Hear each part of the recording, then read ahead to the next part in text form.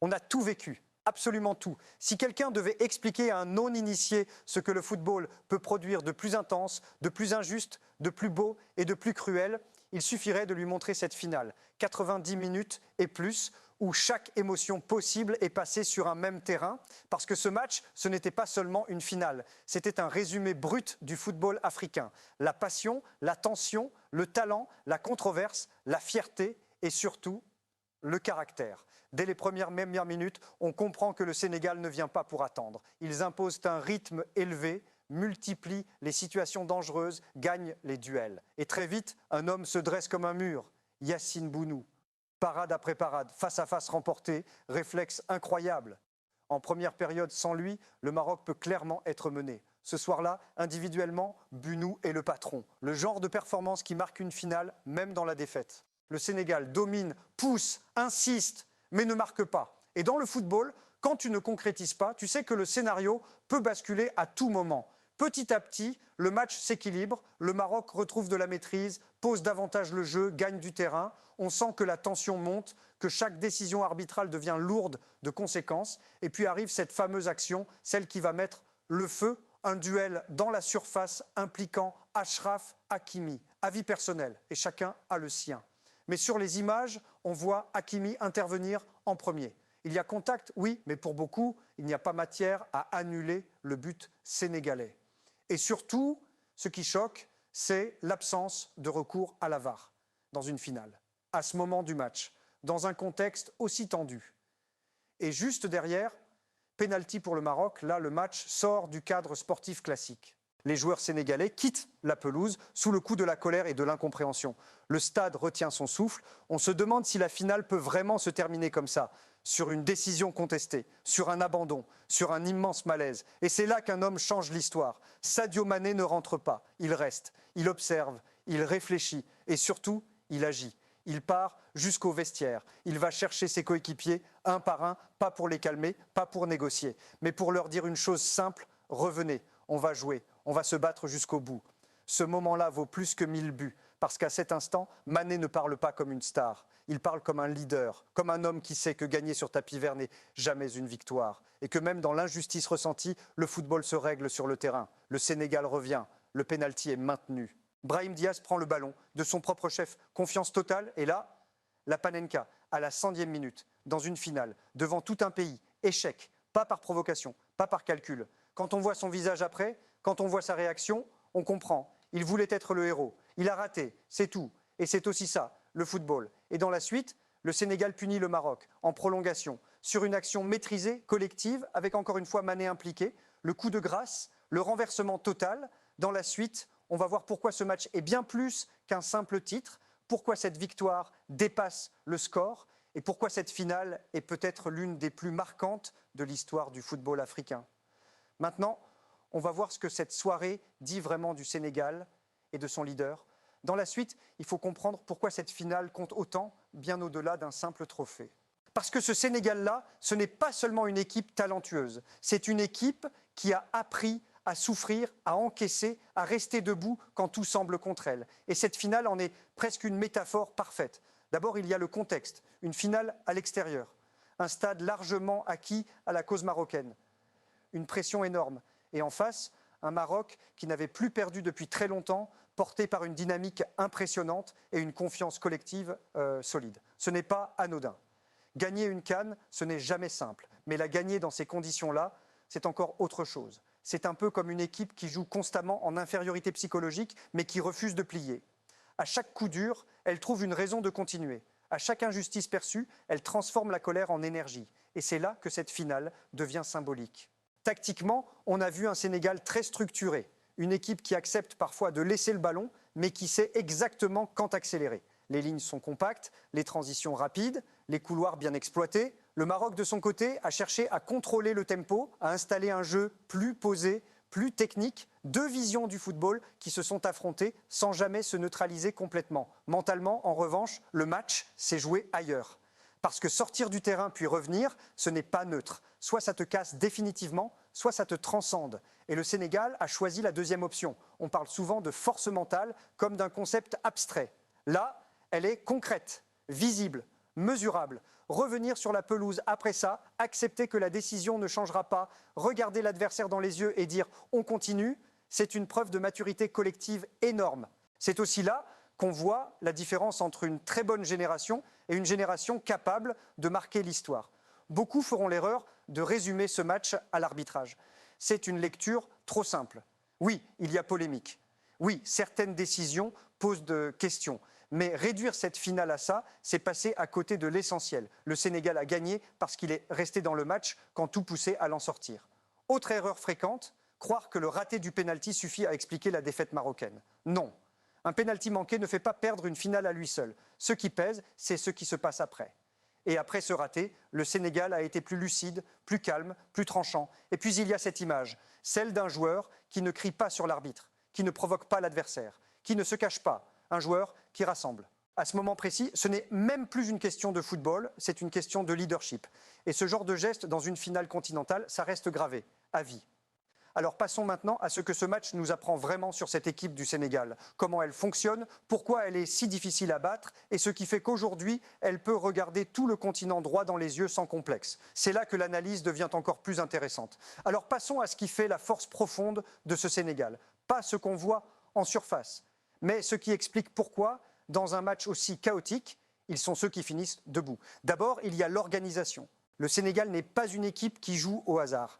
Même dans le désordre apparent de cette finale, on distingue des principes clairs, bloc compact, distance courte entre les lignes et surtout une capacité à fermer l'axe quand le match devient brûlant. Quand le Maroc cherche à installer son jeu entre les lignes, le Sénégal accepte parfois de reculer, mais jamais de se disloquer. C'est un peu comme une équipe qui sait qu'elle ne gagnera pas tous les duels, mais qui sait exactement où elle ne doit pas perdre le ballon. Ensuite, il y a la gestion des temps faibles. Et c'est là que beaucoup d'équipes craquent en finale. Quand tu domines sans marquer, quand tu subis une décision arbitrale frustrante, quand le public est contre toi, la plupart des sélections se désunissent. Le Sénégal, lui, a ralenti quand il fallait ralentir. Il a cassé le rythme, provoqué des fautes, gagné du temps mental. C'est une équipe qui comprend le match. Et puis il y a ce facteur que les tableaux tactiques ne montrent jamais, l'expérience émotionnelle. Ce groupe a déjà vécu des finales. Il a déjà connu la désillusion. Il sait ce que ça coûte de passer à côté. C'est pour ça que, même quand la situation devient presque incontrôlable, personne ne panique vraiment sur le terrain. Les cadres parlent, les jeunes observent et suivent. Et quand le moment décisif arrive, chacun reste dans son rôle. Prenez la prolongation. Après le pénalty raté, beaucoup d'équipes auraient été sonnées. Le Sénégal, lui, sent que le momentum a changé.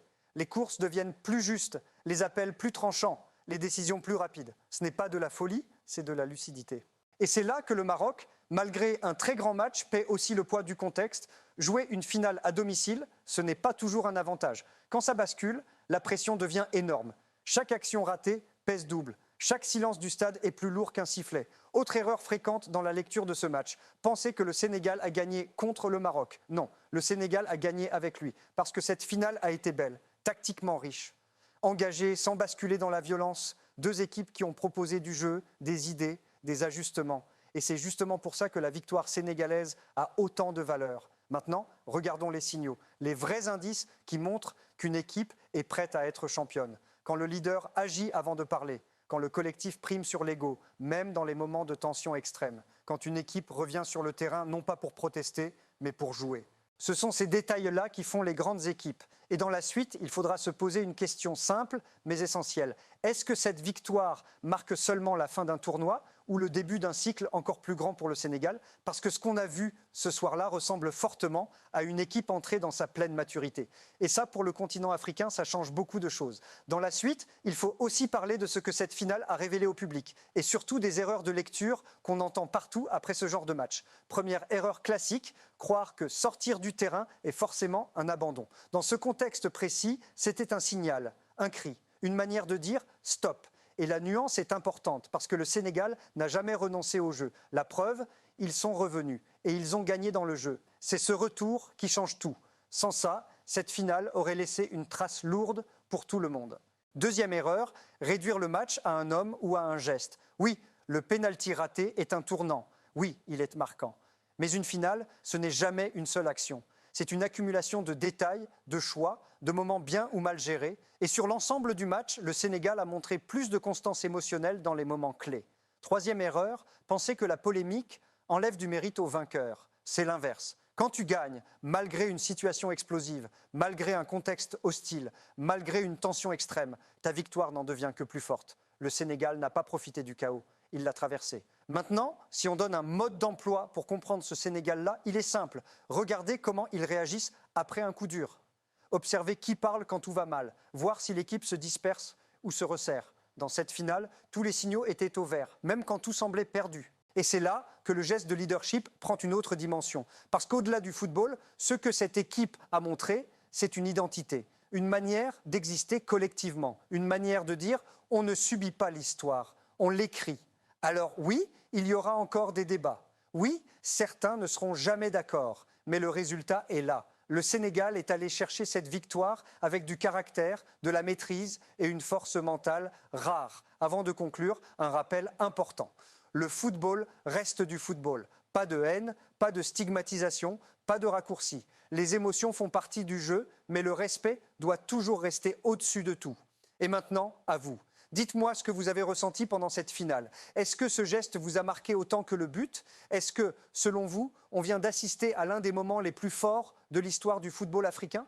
Abonnez-vous si vous voulez des analyses qui prennent le temps d'expliquer, pas juste de réagir. Likez si ce match vous a retourné comme moi. Et dans la prochaine analyse, on ouvrira un vrai dossier sur cette génération sénégalaise et ce qui l'attend après ce sacre. Parce que cette histoire-là, elle est loin d'être finie. Et pour finir, il faut prendre un peu de recul. Parce que ce genre de match, quand on est encore sous l'émotion, on le vit avec le cœur. Mais quand l'histoire fera le tri, ce ne sont pas toutes les polémiques qui resteront. Ce qui restera, ce sont les images fortes. L'image d'un groupe au bord de la rupture. L'image d'un leader qui refuse que l'histoire se termine mal. L'image d'une équipe qui revient sur le terrain, non pas pour se plaindre, mais pour gagner. C'est souvent comme ça que naissent les légendes. Pas dans les matchs faciles, pas dans les scénarios propres, mais dans le chaos. Ce soir-là, le Sénégal n'a pas seulement gagné une finale.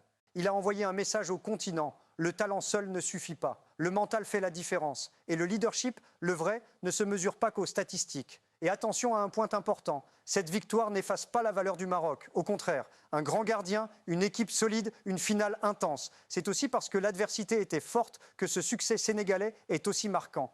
Mais dans l'histoire, il y a toujours un moment charnière. Un instant précis où tout bascule. Et cette soirée-là, ce moment-là, quand tout le monde voulait rentrer, quand tout pouvait s'arrêter, quelqu'un a dit non. Pas par ego, pas par orgueil, par responsabilité. Et c'est pour ça que cette finale restera. Pas comme la finale de la polémique, mais comme la finale du caractère. Si ce genre d'analyse te parle, si tu aimes comprendre le football au-delà du score, si tu veux qu'on prenne le temps d'expliquer ce qui se joue vraiment sur un terrain, abonne-toi, laisse un like. Et surtout, dis-moi en commentaire, où étiez-vous, vous, à ce moment-là du match? Et qu'est-ce que vous avez ressenti quand le Sénégal est revenu sur la pelouse? Dans la prochaine analyse, on ira encore plus loin. Parce que cette génération sénégalaise n'a peut-être pas encore fini d'écrire l'histoire.